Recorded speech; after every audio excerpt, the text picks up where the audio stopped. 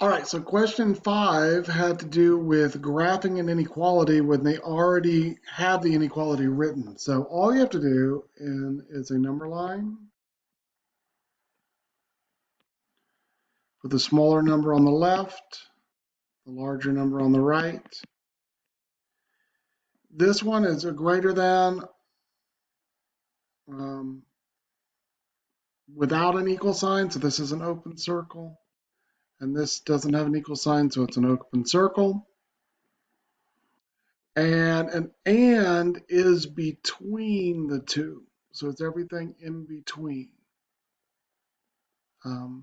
If you're not sure of that, you can think through these. X is greater than 8. So it's everything where X is this way, greater than 8. And everything that is less than 13.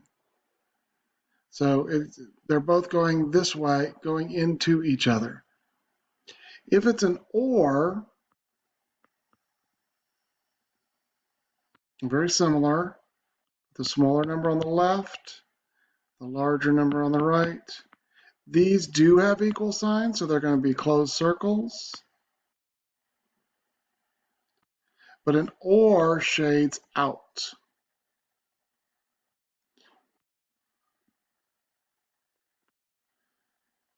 So if you're not sure about that again, you can use x is less than or equal to -3.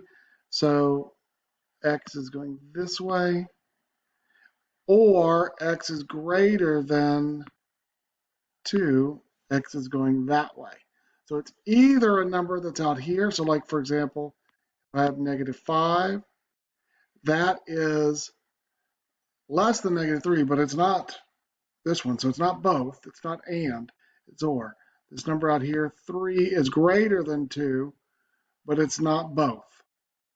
All right. This number here, 10, is greater than 8, and it is less than 13. It's both. So that's why it's an and.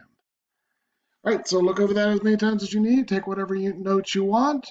Go on to the next question, which is the one like the one in the test, and it is multiple choice. So you just have to select